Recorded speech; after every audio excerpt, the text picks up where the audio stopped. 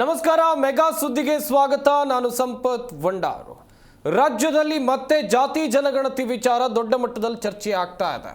ಇದಕ್ಕೆ ಕಾರಣ ಅಂತ ಹೇಳಿದ್ರೆ ಅದಕ್ಕೆ ಬಳಕೆ ಮಾಡೋಕೆ ತೀರ್ಮಾನ ಮಾಡಿರುವಂತ ವೆಚ್ಚದ ವಿಚಾರವಾಗಿ.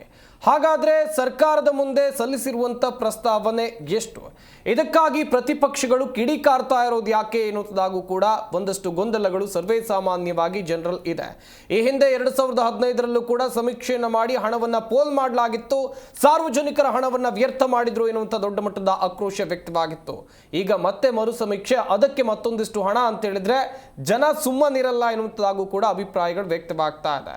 ಇದೇ ವಿಚಾರದ ಕುರಿತು ನಾವು ನಿಮಗೆ ಮಾಹಿತಿಯನ್ನು ಕೊಡ್ತಾ ಹೋಗ್ತೀವಿ. ಇದೇ ನಮ್ಮ ಚರ್ಚಾ ವಿಷಯ. ಗಣತಿಗೆ 625 ಕೋಟಿ, ಪ್ರತಿಪಕ್ಷಗಳು ಕಿಡಿಕಿಡಿ.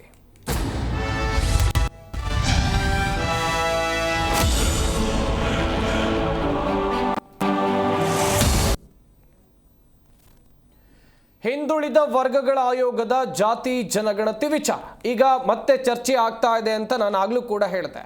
ಸಾಮಾಜಿಕ, ಆರ್ಥಿಕ, ಶೈಕ್ಷಣಿಕ ಮರುಸರ್ವೆಗೆ ಸರ್ಕಾರ ತೀರ್ಮಾನವನ್ನ ಮಾಡಿದೆ.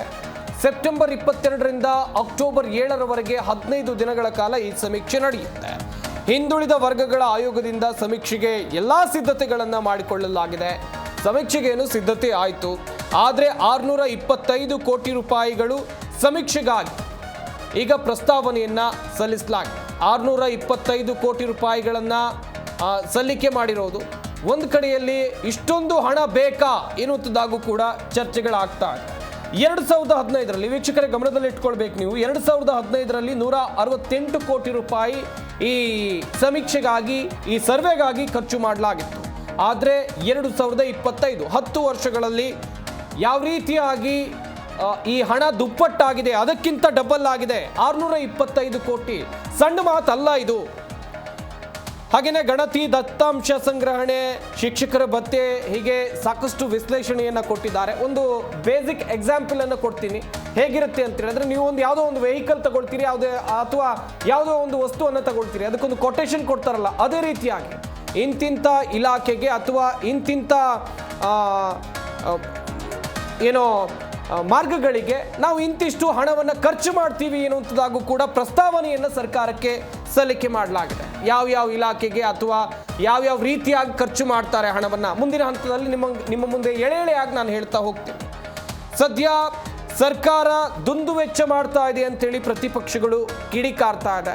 ಇಷ್ಟೊಂದು ಖರ್ಚು ಮಾಡುವಂಥ ಅಗತ್ಯತೆ ಇತ್ತ? ಯಾಕಂತ ಹೇಳಿದ್ರೆ ಇದು ಮರು ಸರ್ವೆ ಆಗ್ತಾ ಇರೋದು. ಒಂದು ಬಾರಿ ಸರ್ವೆ ಆಗಿ ಜನರ ತೆರಿಗೆ ದುಡ್ಡಲ್ಲಿ ಸರ್ವೆ ಆದಂಥ ರಿಪೋರ್ಟ್ ಎಲ್ಲಿದೆ ಅಂತ ಕೇಳಿದ್ರೆ ಕಸದ ಬುಟ್ಟಿಯಲ್ಲಿದೆ. ಇದರಲ್ಲೂ ಕೂಡ ರಾಜಕೀಯ ಆಗಿತ್ತು, ಇದರಲ್ಲೂ ಕೂಡ ಆಕ್ಷೇಪಗಳು, ಹಾಗೇನೆ ವೈಮನಸ್ಸುಗಳು ಎಲ್ಲವೂ ಕೂಡ ಕಂಡು ಬಂದಿತ್ತು. ಆ ರಿಪೋರ್ಟ್ ಈಗ ಇಲ್ಲ. ಇದು ಹೊಸ ರಿಪೋರ್ಟ್ ಮರು ಸಮೀಕ್ಷೆ ಮಾಡೋಕೆ 625 ಕೋಟಿ ರೂಪಾಯಿ ಪ್ರತಿಪಕ್ಷಗಳು ಕಿಡಿಕಾರ್ತಾ ಇವೆ ಇದೇ ವಿಚಾರಕ್ಕಾಗಿ.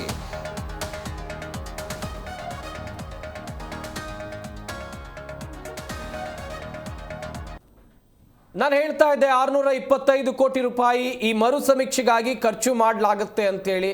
ಯಾವ್ಯಾವ ವಿಚಾರಕ್ಕಾಗಿ 625 ಕೋಟಿಯನ್ನ ಖರ್ಚು ಮಾಡೋದಕ್ಕಾಗಿ ಈಗಾಗಲೇ ಪ್ರಸ್ತಾವನೆಯನ್ನ ಸಲ್ಲಿಸಲಾಗಿದೆ. ನಿಮ್ಮ ಮುಂದೆ ಎಳೆಯಾಗಿ ಹೇಳ್ತಾ ಹೋಗ್ತೀವಿ. ಸೆಪ್ಟೆಂಬರ್ 22ರಿಂದ ಅಕ್ಟೋಬರ್ 7ರವರೆಗೆ 15 ದಿನಗಳ ಕಾಲ ಸರ್ವೆ ನಡೆಯುತ್ತೆ. ಸರ್ಕಾರಿ ನೌಕರರ ಮೂಲಕವೇ ಸರ್ವೆ ಅಗತ್ಯ, ಅವರ ಮೂಲಕವೇ ಮಾಡಬೇಕು. ಹಾಗೇನೆ ಅನುಭವಿ ಶಿಕ್ಷಕರು ಸೇರಿ 1,25,000 ಶಿಕ್ಷಕರ ಅಗತ್ಯ ಇದೆ ಅಂತೇಳಿ ಪ್ರಸ್ತಾವನೆಯನ್ನ ಸಲ್ಲಿಸಲಾಗಿದೆ. ಮೇಲ್ವಿಚಾರಕರಾಗಿ 6,000 ಸಿಬ್ಬಂದಿಯ ಅಗತ್ಯ ಇದೆ. 6,000 ಸಿಬ್ಬಂದಿಯ ಅಗತ್ಯ ಇದೆ ಎನ್ನುವುದಾಗೂ ಕೂಡ ಪ್ರಸ್ತಾವನೆಯನ್ನ ಸಲ್ಲಿಸಲಾಗಿದೆ. ಒಟ್ಟಾರೆ 1,31,000 ಶಿಕ್ಷಕರು ಮತ್ತು ಸಿಬ್ಬಂದಿಯ ಅಗತ್ಯ ಈ ಮರು ಸಮೀಕ್ಷೆಗೆ ಇದೆ. 625 ಕೋಟಿಯ ಖರ್ಚು ವೆಚ್ಚಗಳ ಲೆಕ್ಕ ಇದೆ. ದಸರಾ ವೇಳೆ ಹೆಚ್ಚುವರಿ ದಿನಗಳ ಅಗತ್ಯ ಇರುತ್ತೆ ಅಂತ ಹೇಳಿದ್ರೆ, ದಸರಾ ವೇಳೆಯಲ್ಲಿ ಹೆಚ್ಚುವರಿ ದಿನ ರಜೆಗಳ ಅಗತ್ಯ ಇರುತ್ತೆ. ಶಾಲೆಗಳಿಗೆ ರಜೆ ಕೊಡಬೇಕು, ಯಾಕಂತ ಹೇಳಿದ್ರೆ ಶಿಕ್ಷಕರು ಹೋಗಬೇಕು ಅಲ್ಲಿ ಸರ್ವೆಗೆ. ದಸರಾ ರಜೆ ವಿಸ್ತರಣೆ ಮಾಡಿ ವಾರಾಂತ್ಯದಲ್ಲಿ ವಿದ್ಯಾರ್ಥಿಗಳಿಗೆ ಬೋಧನೆ ಮಾಡಲಾಗುತ್ತೆ. ಹೆಂಗಿದೆ ಪ್ಲಾನು ನೋಡ್ತಾ ಇರ್ಬೋದು. 20 ದಿನಗಳ ಗಳಿಕೆ ರಜೆ, ಸಮಾನಾಂತರ ಗೌರವಧನ, ಶಿಕ್ಷಕರಿಗೆ ಗೌರವಧನವನ್ನು ಈ ಮೂಲಕ ಕೊಡಲಾಗುತ್ತೆ ಎನ್ನಲಾಗ್ತಾ ಇದೆ. ಕಾದ್ ನೋಡಬೇಕು. ಕಿರಿಯ ಪ್ರಾಥಮಿಕ ಶಿಕ್ಷಕರು ಅಂತ ಹೇಳಿದ್ರೆ 1ನೇ ಕ್ಲಾಸಿಂದ 5ನೇ ತರಗತಿಯವರೆಗೆ ಪಾಠ ಮಾಡೋರನ್ನ ಇದಕ್ಕೆ ಬಳಕೆ ಮಾಡಲಾಗುತ್ತೆ. ಇನ್ನೊಂದು ಕಡೆಯಲ್ಲಿ ಕಿರಿಯ ಪ್ರಾಥಮಿಕ ಶಿಕ್ಷಕರು 27,650 ಹಾಗೆಯೇ 52,650. ಪ್ರೌಢಶಾಲೆಯ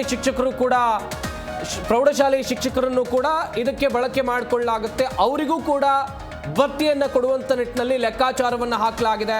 ಒಟ್ಟು 1,31,000 ಶಿಕ್ಷಕರು ಮತ್ತು ಸಿಬ್ಬಂದಿಯನ್ನ ಇದಕ್ಕಾಗಿ ನೇಮಕ ಮಾಡಿಕೊಳ್ಳಲಾಗುತ್ತೆ ಅಂತ ಹೇಳಿದ್ರೆ ದಸರಾ ರಜೆಯಲ್ಲಿ ಈ ಮರು ಸರ್ವೆಯನ್ನು ಮಾಡುವಂಥ ನಿಟ್ಟಿನಲ್ಲಿ ತೀರ್ಮಾನವನ್ನ ಮಾಡಿಕೊಳ್ಳಲಾಗಿದೆ.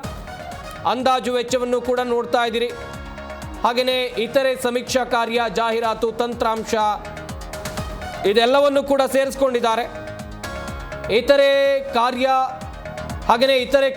ಅಧಿಕಾರಿಗಳ ಗೌರವಧನ, ಪರಿಕರ, ವಾಹನ ಓಡಾಟ, ಪರಿಕರ ಅಂತ ಹೇಳಿದ್ರೆ ಹೊಸ ಕಂಪ್ಯೂಟರ್ಗಳು, ಹೀಗೆ ಬೇರೆ ಬೇರೆ ವಸ್ತುಗಳನ್ನು ಕೊಡಬೇಕಾಗತ್ತೆ. ಅದಕ್ಕೂ ಕೂಡ ಇಲ್ಲಿ ವೆಚ್ಚವನ್ನು ಮಾಡ್ತೀವಿ ಅಂತ ಆಯೋಗ ಹೇಳ್ತಾ ಇದೆ. ಅಂದಾಜು ರೂಪಾಯಿ 100 ಕೋಟಿ ವೆಚ್ಚವಾಗುವಂತ ನಿರೀಕ್ಷೆ ಇದೆ. ಕಾದು ನೋಡಬೇಕು 625 ಕೋಟಿ ರೂಪಾಯಿ ಎಲ್ಲಿ ಹೋಗುತ್ತೆ ಅಂತ ಹೇಳಿ. ಸದ್ಯ 625 ಕೋಟಿ ವಿಚಾರವಾಗಿ ದೊಡ್ಡ ಮಟ್ಟದಲ್ಲಿ ಚರ್ಚೆ ಆಗೋದಕ್ಕೆ ಕಾರಣ ನಾನು ಆಗ್ಲೇ ಹೇಳ್ತಾ ಇದ್ದೆ, 2015ರಲ್ಲಿ ಬಳಕೆ ಮಾಡಿರುವಂತಹ ಹಣ 168 ಕೋಟಿ ರೂಪಾಯಿ. ಈಗ 625 ಕೋಟಿ ಅಂತ ಹೇಳಿದ್ರೆ ಎಲ್ಲಿಂದ ಎಲ್ಲಿಯ ಲೆಕ್ಕ? ಈ ಲೆಕ್ಕದ ಬಗ್ಗೆ ಒಂದು ಕ್ಲಾರಿಟಿ ಬೇಕಾಗುತ್ತೆ ರಾಜ್ಯದ ಜನರಿಗೆ. ಯಾಕಂತ ಹೇಳಿದ್ರೆ ರಾಜ್ಯದ ಜನರ ತೆರಿಗೆ ಹಣವನ್ನ ಸರ್ಕಾರ ಇದಕ್ಕೆ ಬಳಕೆ ಮಾಡಿಕೊಳ್ತಾ ಇದೆ. ಚರ್ಚೆಯನ್ನ ಮಾಡ್ತಾ ಹೋಗೋಣ. ನಮ್ಮ ಸ್ಟುಡಿಯೋದಲ್ಲಿ ಅತಿಥಿಗಳು ಜಾಯ್ನ್ ಆಗಿದ್ದಾರೆ. ಮೊದಲನೇದಾಗಿ ಸಾಮಾಜಿಕ ಕಾರ್ಯಕರ್ತರಾಗಿರುವಂತಹ ಆನಂದ್ ಅವರು ನಮ್ಮ ಈ ಕಾರ್ಯಕ್ರಮದಲ್ಲಿದ್ದಾರೆ. ಸರ್ ನಮಸ್ಕಾರ, ಕಾರ್ಯಕ್ರಮಕ್ಕೆ ಸ್ವಾಗತ. ಹಾಗೆಯೇ ಮತ್ತೊಬ್ಬರು ಸಾಮಾಜಿಕ ಕಾರ್ಯಕರ್ತರಾಗಿರುವಂತಹ BS ಗೌಡ್ರು ಕೂಡ ನಮ್ಮ ಈ ಕಾರ್ಯಕ್ರಮದಲ್ಲಿದ್ದಾರೆ. ಸರ್ ನಮಸ್ಕಾರ, ಕಾರ್ಯಕ್ರಮಕ್ಕೆ ಸ್ವಾಗತ. ನಮಸ್ಕಾರ. ಸಾಮಾಜಿಕ ಕಾರ್ಯಕರ್ತರಾಗಿರುವಂತಹ ಹನುಮೇಗೌಡರು ಕೂಡ ನಮ್ಮ ಈ ಕಾರ್ಯಕ್ರಮದಲ್ಲಿದ್ದಾರೆ. ಸರ್ ನಮಸ್ಕಾರ, ಕಾರ್ಯಕ್ರಮಕ್ಕೆ ಸ್ವಾಗತ. ನಮಸ್ಕಾರ. ಚಿಂತಕರಾಗಿರುವಂತಹ ವಿವೇಕಾನಂದ ಅವರು ಕೂಡ ನಮ್ಮ ಈ ಕಾರ್ಯಕ್ರಮದಲ್ಲಿದ್ದಾರೆ. ಸರ್ ನಮಸ್ಕಾರ, ಕಾರ್ಯಕ್ರಮಕ್ಕೆ ಸ್ವಾಗತ. ನಮಸ್ಕಾರ. ಆನಂದ್ ಸರ್, ಗಮನಿಸ್ತಾ ಇದ್ರಿ, ಒಂದಲ್ಲ ಎರಡಲ್ಲ, ನಾನು ಡಿಫರೆನ್ಸ್ ಕೂಡ ಹೇಳ್ತಾ ಇದ್ದೆ. 2015 ಮತ್ತು 2025ಕ್ಕೂ 10 ವರ್ಷಗಳ ಅಂತರ. ಈಗ ಮಾಡ್ತಿರೋದು ಕೂಡ ಮರು ಸಮೀಕ್ಷೆ. ಆದ್ರೆ 625 ಕೋಟಿ ರೂಪಾಯಿಗಳ ಅವಶ್ಯಕತೆ ಇದೆಯಾ ಸರ್?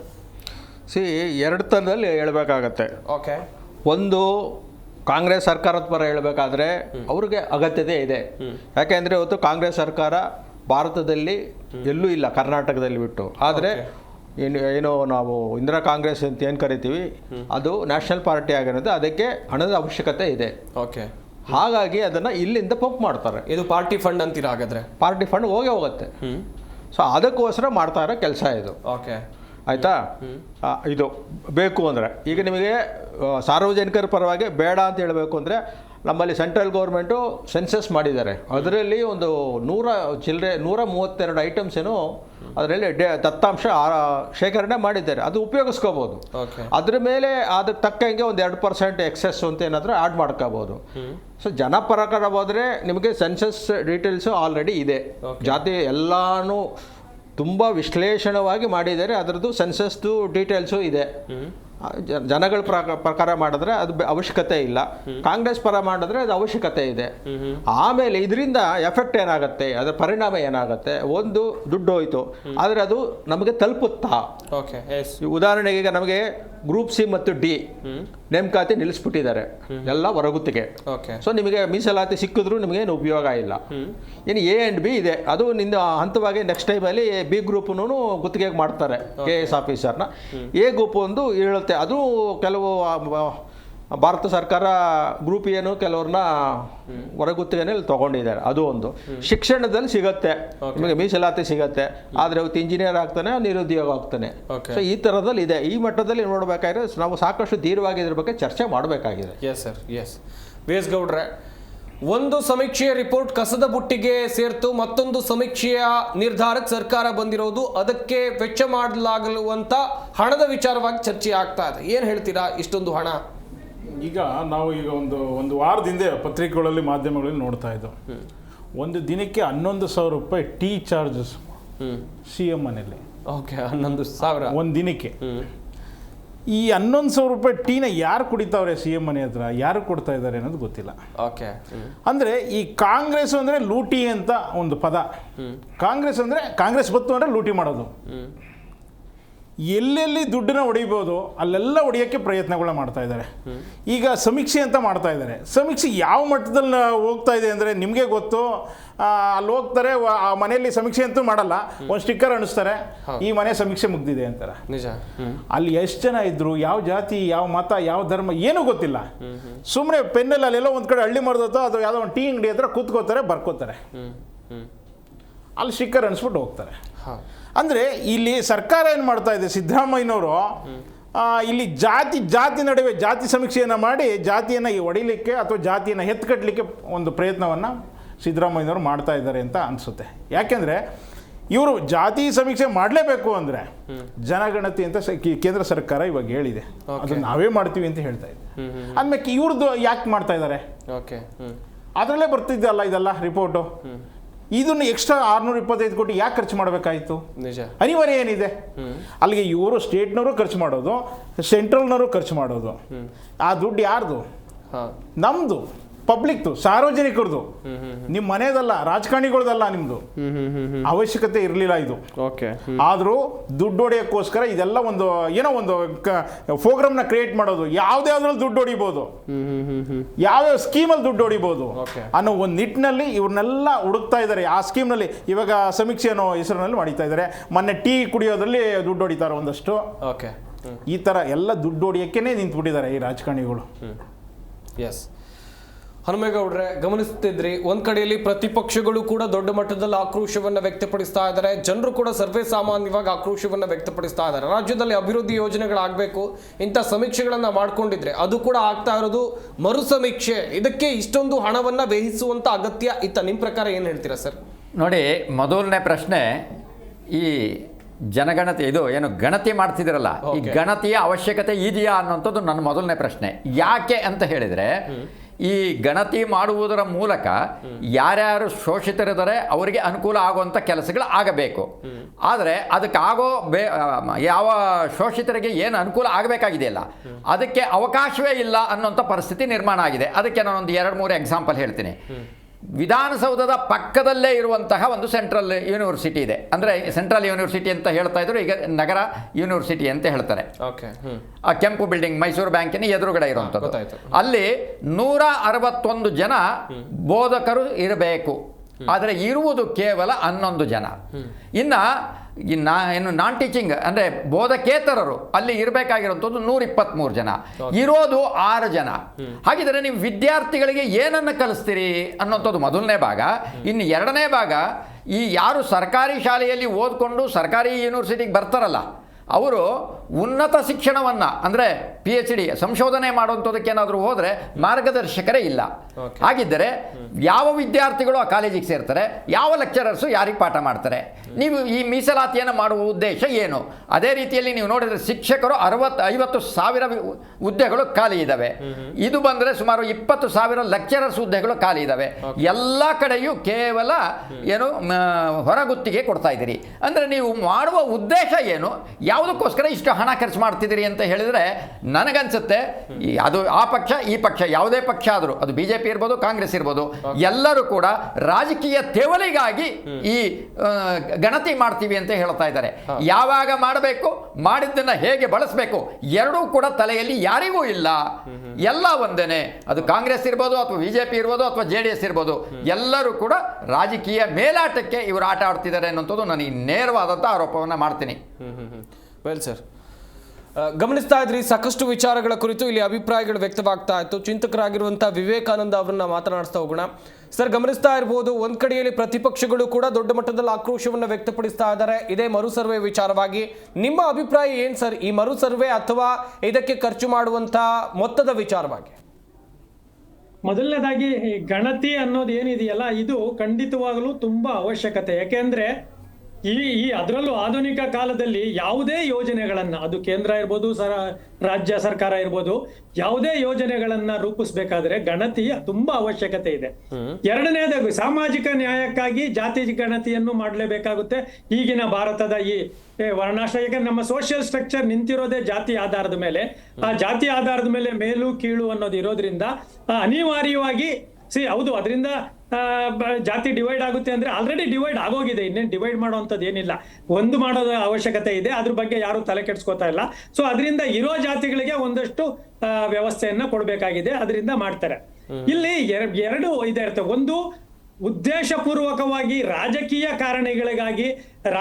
ಕಾರಣಗಳಿಗಾಗಿ ಮತ ವಿಭಜನೆಯಾಗಿ ಲಾಭ ಪಡೋದಕ್ಕೆ ಚುನಾವಣಾ ಉದ್ದೇಶಗಳಿಂದ ಮಾಡುವ ಜಾತಿ ಗಣತಿ ಬಗ್ಗೆ ನಮಗೆ ಸಂಪೂರ್ಣ ವಿರೋಧ ಇದೆ. ಅದು ಯಾವುದೇ ರೀತಿಯ ಗಣತಿ. ಆದ್ರೆ ಹಾಗನ್ಬಿಟ್ಟು ಸಾಮಾಜಿಕ ನ್ಯಾಯವನ್ನ ನಾವು ನಿರಾಕರಿಸ್ಲಿಕ್ಕೆ ಸಾಧ್ಯ ಆಗಿರದೇ ಇರೋದ್ರಿಂದ 10 ವರ್ಷಕ್ಕೊಂದ್ಸರಿ ನೋಡಿ, ಇದು 2021ರಲ್ಲಿ ಆಗ್ಬೇಕಾಗಿತ್ತು, ಆಗ ಕೊರೋನಾ ಕಾಲದಿಂದ ಈಗ ಮಾಡ್ಲಿಕ್ಕೆ ಶುರು ಮಾಡಿದ್ದಾರೆ. ಆದ್ರೆ ಇಲ್ಲಿ 2015ರಲ್ಲಿ ಕಾಂತರಾಜು ವರದಿ ಏನಿದೆಯಲ್ಲ, ಕಾಂತರಾಜು ವರದಿ 175-185 ಕೋಟಿವರೆಗೂ ಖರ್ಚು ಮಾಡಿದ್ರಲ್ಲ, ಅದ್ರ ಬಗ್ಗೆ ಬಹಳಷ್ಟು ಅಬ್ಜೆಕ್ಷನ್ಗಳು ಇತ್ತು. ಖಂಡಿತವಾಗ್ಲೂ ಅದನ್ನೇನಾದ್ರೂ ಜಾರಿ ಮಾಡಿದಿದ್ರೆ ಕೇವಲ 185 ಕೋಟಿ ವೇಸ್ಟ್ ಆಗುತ್ತೆ ಅಂತ ಬಹಳ ರೀತಿಯ ವಿರೋಧ ಬರ್ತಾ ಇತ್ತು. ಯಾಕೆಂದ್ರೆ ಯಾರನ್ನು ಕೇಳಿದ್ರು ನಮ್ಮನೆಗೆ ಬಂದಿಲ್ಲ ಅಂತ ಇದ್ರು. ಅದರಿಂದ ಇನ್ನೊಂದು ಗಣತಿ ಬೇಕಾಗಿತ್ತು ಅನ್ನೋದು ನನ್ನ ಅಭಿಪ್ರಾಯ. ಯಾಕೆಂದ್ರೆ ಅದು ಅಷ್ಟೊಂದು ಅಥೆಂಟಿಕ್ ಆಗಿರ್ಲಿಲ್ಲ ಅಂತ ಮೇಲ್ನೋಟಕ್ಕೆ ಗೊತ್ತಾಗ್ತಾ ಇದೆ. ಎಲ್ಲರ ಮನೆಗೂ ಹೋಗಿ ಅದು ಯಾವಾಗ ಕೊಡ್ರು ಅಂತ ಆಗಿಲ್ಲ. ಎರಡನೇದಾಗಿ, ನೀವು ಆಗ್ಲೇ ಇಂಟ್ರೊಡಕ್ಷನ್ ಅಲ್ಲಿ ಹೇಳಿದ್ರಿ ಬಜೆಟ್. ಸರ್ಕಾರದಲ್ಲಿ ನಾವೆಲ್ಲ ಭ್ರಷ್ಟಾಚಾರದ ಬಗ್ಗೆ ಮಾತಾಡ್ತೀವಿ, ಆದ್ರೆ ಸರ್ಕಾರಗಳಲ್ಲಿ 30%, ದಯವಿಟ್ಟು ತಿಳ್ಕೊಳ್ಳಿ, 30% ವೇಸ್ಟೇಜ್ ಇದೆ. ಅಂದ್ರೆ ನೀವಾಗ್ಲೇ ಹೇಳಿದ್ರಲ್ಲ, ಅವರು 11,000 ರೂಪಾಯಿದ ಏನೋ ಕಾಫಿ ಕುಡಿತಾರೆ, ಟೀ ಕುಡಿತಾರೆ ಅಂತ. ಇದು ಪ್ರತಿ ಸರ್ಕಾರದ, ಪ್ರತಿ ಕೇಂದ್ರ ಮತ್ತು ರಾಜ್ಯ. ನೋಡಿ, ಒಂದ್ಸರಿ ಸದಾನಂದ ಗೌಡ್ರ ಮೇಲೆ ಒಂದು ಆರೋಪ ಬರುತ್ತೆ. ಅವರು ಯಾವಾಗ ಏರ್ಪೋರ್ಟ್ ಹೋಗ್ಬೇಕಾದ್ರೆ ಅವ್ರಿಗೆ ಎಷ್ಟೋ ಪ್ರಾವಿಷನ್ ಇರುತ್ತಂತೆ, 2,000ನೋ 5,000ನೋ ಏನೋ, ಪ್ರತಿ ಏರ್ಪೋರ್ಟ್ ಇಂದ ಹೋದ್ಮೇಲೆ ಬಂದ ಮೇಲೆ ಅಷ್ಟು ದುಡ್ಡು ಖರ್ಚು ಮಾಡ್ಬೋದು ಅಂತ. ಅವ್ರು ಏನ್ ಮಾಡಿದ್ದಾರೆ, ಅವ್ರದ್ದು ಅಲ್ಲಿಗೆ 2-3 ಲಕ್ಷ ರೂಪಾಯಿ ಖರ್ಚಾಗೋಗಿದೆ. ಒಂದು ಪತ್ರಿಕೆ ಅವ್ರು ಕೇಳ್ತಾರೆ ಅವ್ರನ್ನ, ಅಲ್ಲ 3 ಲಕ್ಷ ರೂಪಾಯಿವರೆಗೂ ನೀವು ಏರ್ಪೋರ್ಟ್ ಅಲ್ಲಿ ಏನ್ ತಿಂದ್ರಿ ಅಂದ್ರೆ, ಅವ್ರು ಹೇಳ್ತಾರೆ, ನಾನು 5 ವರ್ಷ ಆಗಿದೆ ಏರ್ಪೋರ್ಟ್ ಅಲ್ಲಿ ಒಂದು ಕಾಫಿನೂ ಕುಡ್ದಿಲ್ಲ, ನನ್ನ ಆರೋಗ್ಯದ ದೃಷ್ಟಿಯಿಂದ ನಾನು ಹೊರಗಡೆ ಎಲ್ಲೂ ತಿನ್ನಲ್ಲ ಅಂತ ಹೇಳಿದ್ರು. ಹಾಗಾದ್ರೆ 3 ಲಕ್ಷ ರೂಪಾಯಿ ಎಲ್ಲೋಯ್ತು? ಯಾರೋ ಬಿಲ್ ಮಾಡ್ಕೊಂಡಿದ್ದಾರೆ. ಇವ್ರಿಗೆ ಅನೇಕ ಮೆಡಿಕಲ್ ಫೆಸಿಲಿಟೀಸ್ ಇರುತ್ತೆ, ಅದಕ್ಕೆ ಇಷ್ಟು ಲಕ್ಷ ಅಂತ ಇಟ್ಟಿರ್ತಾರೆ. ಏನು ಕಾಯಿಲೆ ಬಂದ್ರೆ ಉಪಯೋಗಿಸ್ಕೊಳ್ಳಿ, ಇಲ್ಲ ಅಂದ್ರೆ ಬಿಡಿ ಅಂತ. ಇಲ್ಲ, ಅವ್ರ ಹತ್ರ ಒಂದು PNO ಅಥವಾ ಒಂದು ಸ್ಟಾಫ್ ಇರ್ತಾರೆ, ಅಥವಾ ಬ್ರೋಕರ್ಸ್ ಇರ್ತಾರೆ. ಅವ್ರೇನ್ ಮಾಡ್ತಾರೆ, ಇವ್ರು ಯಾವ್ದೋ ಒಂದು ನರ್ಸಿಂಗ್ ಹೋಮ್ಗೆ ಹೋಗಿ ಏನೋ ಒಂದು ಬಿಲ್ಗಳು ತಗೊಂಡು ದುಡ್ಡು ಮಾಡ್ತಾರೆ. ಅದರಿಂದ ವೇಸ್ಟೇಜ್ ಸಿಕ್ಕಾಪಟ್ಟೆ ಇದೆ. ನೀವು 675 ಕೋಟಿ ಅಂದ್ರಲ್ಲ, ನಿಜವಾಗ್ಲೂ ಅದನ್ನ ಏನಾದ್ರೂ ಮಾಡೋದಾದ್ರೆ, ಯಾರಿಗಾದ್ರೂ ಕೊಟ್ರೆ 200 ಕೋಟಿ ಒಳಗಡೆನೆ ಖಂಡಿತವಾಗ್ಲೂ ಮಾಡಬಹುದು. ನಾನು ಹೇಳದ್ನಲ್ಲ, ಡಬ್ಬಲ್. ಇದೊಂದೇ ಅಲ್ಲ, ಸರ್ಕಾರದ ಎಲ್ಲ ಯೋಜನೆಗಳಲ್ಲೂ ಕೂಡ, ಎಲ್ಲಾ ಪರ್ಚೇಸಿಂಗ್ ಅಲ್ಲೂ ಕೂಡ ತುಂಬಾ ಇದಿದೆ. ಒಂದು ಕೆರೆ ಕಟ್ಟಬೇಕು ಅಂದ್ರೆ ಶಿವಮೊಗ್ಗದಲ್ಲಿ ಬನ್ನಿ, ಎಷ್ಟೊಂದು ಕೆರೆಗಳನ್ನ ಕಟ್ಟಿದಾರಲ್ಲ. ಸರ್ಕಾರ ಕಟ್ತಾ ಇರುವಾಗ 25% ಅಲ್ಲಿ ಕೆರೆ ನಿರ್ಮಾಣ ಮಾಡಿದ್ದಾರೆ. ಸೊ ಅದರಿಂದ ಸರ್ಕಾರದ ಭ್ರಷ್ಟಾಚಾರ ಮತ್ತು ವೇಸ್ಟೇಜ್ ಜಾಸ್ತಿ. ಆದ್ರೆ ಈ ಗಣತಿ ಇದೆಯಲ್ಲ, ಈ ಗಣತಿಯನ್ನ ಮಾಡೋದ್ರಲ್ಲಿ ನೀವು ಓಕೆ 675 ಕೋಟಿನೋ ಎಷ್ಟೋ ವೇಸ್ಟ್ ಆದ್ರೂ ಪರವಾಗಿಲ್ಲ, ಅದೇನು ದೊಡ್ಡ ಹಣ ಅಲ್ಲ. ಆದ್ರೆ ಅದರ ಇಂಪ್ಲಿಮೆಂಟೇಷನ್ ಅಲ್ಲಿ ನೀವು ಮಾಡ್ತೀರಾ ಅನ್ನೋದು ನನಗೆ ಬಹಳ ಕಾಡ್ತಾ ಇರೋದು. ಯಾಕೆಂದ್ರೆ ಈಗ ಕಾಂತರಾಜು ಜೊತೆಗೆ ನೋಡಿ, ಸರ್ಕಾರ ನಮ್ಮದೇ, ಅದು ಕೇಂದ್ರ ಸರ್ಕಾರ ಆಗ್ಲಿ ರಾಜ್ಯ ಸರ್ಕಾರ ಆಗ್ಲಿ, GST ನಾವು ಕಟ್ಟಿದ್ದು ಇಬ್ರು ಹಂಚ್ಕೋತಾರೆ. ಹಾಗಾದ್ರೆ ಇಬ್ರು ಸೇರ್ಕೊಂಡು ಯಾಕೆ ಮಾಡಬಾರ್ದು? ಈಗ ಯಾಕೆಂದ್ರೆ ಕೇಂದ್ರದಲ್ಲಿ ಒಂದಷ್ಟು ಪಾಯಿಂಟ್ಗಳಿರ್ತವೆ, ರಾಜ್ಯಗಳಿಗೆ ಸ್ವಲ್ಪ ಭಿನ್ನ ಪಾಯಿಂಟ್ಗಳಿರ್ತಾವಲ್ಲ. ಈ ರಾಜ್ಯಗಳು ಮಾಡುವಾಗ ಅದನ್ನು ಆಡ್ ಮಾಡ್ಕೊಂಡು ಮಾಡಿದ್ರೆ ಅವರ ದುಡ್ಡು ನಮ್ದು ಎರಡೂ ಸೇರಿ ಬಹಳಷ್ಟು ಉಳಿಯುತ್ತೆ. ಇನ್ನೊಂದು ಪಾಯಿಂಟ್ ಹೇಳ್ತೀನಿ. ನಮಗೆ ಮೊದಲು ತಂತ್ರಜ್ಞಾನ ಇರಲಿಲ್ಲ, ಆಮೇಲೆ ಸಂಪನ್ಮೂಲಗಳು ಇರಲಿಲ್ಲ. ಈಗ ಎಲ್ಲ ಸೌಕರ್ಯಗಳು ಇದೆ, ಸಮೂಹ ಸಂಪರ್ಕ ಮಾಧ್ಯಮಗಳು, ಟೆಕ್ನಾಲಜಿ, GPRS ಎಲ್ಲ ಇದೆ. ತೆಲಂಗಾಣ ಗೌರ್ಮೆಂಟ್ ಒಂದು ಕಳೆದ 8-10 ವರ್ಷಗಳಲ್ಲಿ ಒಂದ್ಸರಿ ಈ ಜನಗಣತಿ ಮಾಡ್ಬೇಕಾದ್ರೆ ಒಂದು ಕೆಲಸ ಮಾಡ್ತಾರೆ. ಹೇಗೂ ಲಾಕ್ ಡೌನ್ ಬಗ್ಗೆ ಮಾಹಿತಿ ಇತ್ತಲ್ವಾ, ಒಂದು ಸಂಡೇ ಅಂದ್ರೆ ಎಲ್ಲಾ ತರದ ಪ್ರಿಪರೇಷನ್ ಮಾಡ್ಕೊಂಡು ಒಂದು ಸಂಡೇ ಇಡೀ ವ್ಯವಸ್ಥೆಯನ್ನ, ಉದಾಹರಣೆ ರಾಜ್ಯ ಅಂದ್ರೆ ಇಡೀ ರಾಜ್ಯವನ್ನ ಲಾಕ್ ಡೌನ್ ಮಾಡ್ಬೇಕು, ಮೊದಲೇ ಅನೌನ್ಸ್ ಮಾಡಿ. ಸೊ ಅವತ್ತು ಆಸ್ಪತ್ರೆ ಮತ್ತು ಯಾವುದು ಬೇಸಿಕ್ ನೀಡ್ ಇದೆಯಲ್ಲ ಅದು ಬಿಟ್ಟು ಟ್ರಾನ್ಸ್ಪೋರ್ಟೇಷನ್ ಎಲ್ಲ ಕ್ಲೋಸ್ ಮಾಡ್ಬಿಡ್ಬೇಕು. ಎಲ್ಲ ಕ್ಲೋಸ್ ಮಾಡಿ ಹೇಗಿದ್ರು ಟ್ರೈನಿಂಗ್ ಕೊಟ್ಟಿರೋರು ಇರ್ತಾರಲ್ಲ, ಒಂದು ದಿನ ನೀಟಾಗಿ ಹೋಗಿ ಸರ್ವೆಗಳನ್ನ ಮಾಡ್ಕೊಂಡ್ ಬರ್ಬೇಕು. ಅಂದ್ರೆ ನಿಮಗೆ ಅವಾಗ 80 to 90% ನಿಖರತೆ ಬರುತ್ತೆ. ಯಾಕಂದ್ರೆ ಲಾಕ್ ಡೌನ್ ಆಗಿರುತ್ತೆ, ಯಾರು ಮನೆಗೆ ಹೋಗೋದಿಲ್ಲ, ಪ್ರೈವೇಟ್ ಆಫೀಸ್ಗಳು ರಜಾ ಕೊಟ್ಬಿಡ್ಬೇಕು. ಅಕಸ್ಮಾತ್ ಉಳಿದ್ರೆ ಇನ್ನೊಂದು ಭಾನುವಾರನ ಲಾಕ್ ಡೌನ್ ಮಾಡಬೇಕು. ಸೊ ಈ ರೀತಿ ಏನಾದ್ರೂ ಒಂದು ಅಥೆಂಟಿಸಿಟಿ ಆಗಿ ಬೇರೆ ಮೆಥಡಾಲಜಿ ಉಪಯೋಗಿಸಿದ್ರೆ ನಿಮಗೆ ಈ ಗಣತಿ ಅನ್ನೋದು ದೊಡ್ಡದಾಗೋದು ಇಲ್ಲ, ಇಷ್ಟೊಂದು ಖರ್ಚು ಬರೋದಿಲ್ಲ. ನೀವು ಅದಕ್ಕೆ ಎಷ್ಟೋ ಮೇಸ್ಟ್ರಿಗಳನ್ನ ಕ್ಲಾಸ್ ಮಾಡಿ ಆ ಕ್ಲಾಸ್ಗಳನ್ನೆಲ್ಲ ಕರ್ಕೊಂಡು ಸರ್ಕಾರಿ ಅಧಿಕಾರಿಗಳನ್ನೆಲ್ಲ ಇಲ್ಲಿ ಮಾಡಿ ಎಲ್ಲ ಮಾಡೋದು ಬೇಕಾಗೇ ಇಲ್ಲ. ಲಾಕ್ ಡೌನ್ ಕಾನ್ಸೆಪ್ಟ್ಗೆ ಹೇಗಿದ್ರು ನಾವು ಸ್ವಲ್ಪ ಅಡ್ಜಸ್ಟ್ ಆಗಿದ್ದೀವಿ ಕೊರೋನಾ ಟೈಮಲ್ಲಿ. ಒಂದು ದಿನ ಸಂಡೇ ಲಾಕ್ ಮಾಡೋದ್ರಿಂದ ಏನೂ ಪ್ರಾಬ್ಲಮ್ ಇಲ್ಲ. ಅಕಸ್ಮಾತ್ ಬೇಕು ಅಂದ್ರೆ 2ನೇ ದಿನ ಲಾಕ್ ಡೌನ್ ಮಾಡ್ಲಿ, ಎಲ್ಲ ವ್ಯವಸ್ಥೆಗಳನ್ನು ಮಾಡ್ಕೊಂಬಿಡಿ. ಹೇಗಿದ್ರು 10 ವರ್ಷಕ್ಕೆ ಒಂದ್ಸರಿ ನಡೆಯೋದು, ಒಂದು ದಿನ ಲಾಕ್ ಡೌನ್ ಮಾಡಿದ್ರೆ ಖಂಡಿತವಾಗ್ಲೂ ಇದನ್ನ ಸರ್ಕಾರಕ್ಕೆ ಯಾರಾದ್ರೂ ಸಜೆಷನ್ ಮಾಡಬೇಕು. ಆಲ್ರೆಡಿ ತೆಲಂಗಾಣ ಗೌರ್ಮೆಂಟ್ ಇದನ್ನು ಮಾಡಿದೆ. ಈ ರೀತಿ ಮಾಡೋದ್ರಿಂದ ಖಂಡಿತವಾಗ್ಲೂ ಈ ಗಣತಿಯ ಒಂದು ಉಪಯೋಗ ಇರುತ್ತೆ. ಹಣನು ತುಂಬಾ ಅದರಲ್ಲಿ 30% ಅಥವಾ 40% ಅಷ್ಟೇ ಖರ್ಚಾಗುತ್ತೆ. ಅದು ಬಿಟ್ರೆ ಇನ್ನೆಲ್ಲವೂ ದುಡ್ಡು ಹೊಡೆಯೋದಕ್ಕೆ ಪ್ರತಿಯೊಂದು ಮತ್ತೆ ಈ 675 ಕೋಟಿಯಲ್ಲಿ ಎಲ್ಲ ಪರ್ಚೇಸ್ ಮಾಡಿರ್ತಾರಲ್ಲ ಗಣತಿಗೆ, ಅದೆಲ್ಲ ಮತ್ತೆ ವೇಸ್ಟ್ ಆಗಿಬಿಡುತ್ತೆ. ಇದರಲ್ಲಿ ಸುಮಾರು 300 ಕೋಟಿಯಷ್ಟು ಪರ್ಚೇಸ್ ಇರುತ್ತೆ, ಕಂಪ್ಯೂಟರ್ ಅದು ಇದು ಆಫೀಸ್ ಎಲ್ಲ, ಅದು ಮತ್ತೆ ವೇಸ್ಟ್ ಆಗ್ಬಿಡುತ್ತೆ. ಅದಕ್ಕೆ ಅವಕಾಶ ಕೊಡದಂಗೆ ಯಾರಾದ್ರೂ ಆಡಿಟರ್ ಅಂಡ್ ಜನರಲ್ ಅಲ್ಲಿ ಒಂದು ಅಬ್ಜೆಕ್ಷನ್ ಹಾಕಿ ಮಾಡಿದ್ರೆ ಇನ್ನೂ ಚೆನ್ನಾಗಿರ್ಬೋದು ಅಂತ ಅನ್ಸುತ್ತೆ. ಎಸ್ ಸರ್, ಜಾತಿ ಜನಗಣತಿ ವಿಚಾರವಾಗಿ ರಾಜ್ಯದಲ್ಲಿ ಮತ್ತೊಮ್ಮೆ ದೊಡ್ಡ ಮಟ್ಟದಲ್ಲಿ ಚರ್ಚೆ ಆಗೋದಕ್ಕೆ ಕಾರಣ ಇದಕ್ಕೆ ಬಳಕೆ ಮಾಡೋಕೆ ತೀರ್ಮಾನ ಮಾಡಿರುವಂತ ವೆಚ್ಚದ ವಿಚಾರವಾಗಿ ಸಾಕಷ್ಟು ಅಭಿಪ್ರಾಯಗಳು ವ್ಯಕ್ತವಾಗ್ತಾ ಇತ್ತು. ಇದು ಸರಿಯಲ್ಲ, ಬೇರೆ ಬೇರೆ ಮಾನದಂಡಗಳು ಕೂಡ ಇತ್ತು ಎನ್ನುವುದಾಗಿ ಆನಂದ್ ಅವರನ್ನ ಮಾತನಾಡಿಸ್ತಾ ಹೋಗೋಣ. ಅವರಿಂದಲೂ ಕೂಡ ಸಾಕಷ್ಟು ಮಾಹಿತಿಯನ್ನು ಪಡಿಬೇಕಾಗತ್ತೆ. ಸರ್, ಇದು ಟೆಕ್ನಾಲಜಿಯ ಯುಗ. ಅದೆಷ್ಟೋ ಪ್ಲಾನ್ಗಳನ್ನು ಮಾಡಿ ಅಥವಾ ಏನೇನೋ ವಿಧಾನಗಳನ್ನು ಬಳಸಿ ಸರ್ವೆಗಳನ್ನು ಮಾಡ್ಬೋದು. ನಾವು ಕೂಡ ನೋಡಿದ್ದೀವಿ ಎಷ್ಟೋ ಸರ್ವೆಗಳನ್ನು. ಆದರೆ ಸರ್ಕಾರ ಅಥವಾ ಈ ಸಮಿತಿ ಇಂಥ ಒಂದು ತೀರ್ಮಾನಕ್ಕೆ ಯಾಕೆ ಬಂತು? ಇಷ್ಟು ದೊಡ್ಡ ವೆಚ್ಚದಲ್ಲಿ ಸರ್ವೆಯನ್ನು ಅಥವಾ ಮರುಸಮೀಕ್ಷೆಯನ್ನು ಮಾಡುವಂಥ ತೀರ್ಮಾನಕ್ಕೆ ಯಾಕೆ ಬಂತು? ನೋಡಿ, ಈಗ ಟೆಕ್ನಾಲಜಿಯನ್ನು ಉಪಯೋಗಿಸ್ಕೊಂಡ್ರೆ ನಿಮಗೆ ಕೆಲಸ ಆಗುತ್ತೆ, ದುಡ್ಡು ಖರ್ಚಾಗಲ್ಲ. ಈಗ ಉದಾಹರಣೆಗೆ ನಮೂನೆಗಳು ಅಂತ ಹೇಳ್ಬಿಟ್ಟು ಜೆಟ್ ಫಾರಮು, ಗೂಗಲ್ ಫಾರಮು ಸಾಕಷ್ಟಿದ್ದಾವೆ. ಈಗ ಪ್ರೈವೇಟ್ನವರು ಸರ್ವೆಗಳ ಈಗ ಮೊಬೈಲಲ್ಲಿ ಇವತ್ತು ಕಂಪ್ಯೂಟರ್ ಯುಗದಲ್ಲಿ ಸರ್ವೆಗಳದೇ ಒಂದಿದೆ. ಸರ್ವೆ ಮಾಡಿ ಫಾರಮ್ ಫಿಲ್ ಮಾಡಿ ನಿಮಗೆ 1,000 ದುಡ್ಡು ಕೊಡೋಕ್ಕೂ ರೆಡಿ ಇದ್ದಾರೆ ಜನ. ಸರ್ವೆ ಕೊಡೋರೇನೆ 200-300 ರೂಪಾಯಿ ಫೀಲ್ಡ್ ವರ್ಕಲ್ಲಿ ಸರ್ವೆ ಮಾಡಿ 200 ರೂಪಾಯಿ ಜನ ಕೊಟ್ಟು ಅವ್ರಿಗೂ ತೊಗೊಂಡಿದೆ. ಈ ಥರ ಟೆಕ್ನಾಲಜಿ ಇಲ್ಲಿ ಇದ್ದಾಗ ಇಲ್ಲಿ ಬರ್ತಾ ಇರೋದು, ಇಲ್ಲಿ ಜಾತಿ ಗಣತಿ ಇಂಪಾರ್ಟೆಂಟ್ ಅಲ್ಲ.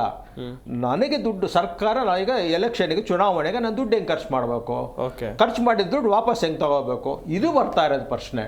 ಈ ಚುನಾವಣೆ ವೆಚ್ಚಗಳನ್ನ ಏನಾದರೂ ಕಮ್ಮಿ ಆಗಿ ಇಲ್ಲ ಝೀರೋ ಆಗಬೇಕು, ಆವಾಗ ನೋಡಿ ಜನ ಏನು ಈ ಥರ ಸ್ಕೀಮ್ಗಳನ್ನ ಈ ಥರದನ್ನು ಕಮ್ಮಿ ಮಾಡ್ತಾರೆ. ಇಲ್ಲಾಂದರೆ ಇದು ಕೊಳ್ಳೆ ಹೊಡೆಯುವಂಥ ವಿಧಾನಗಳು.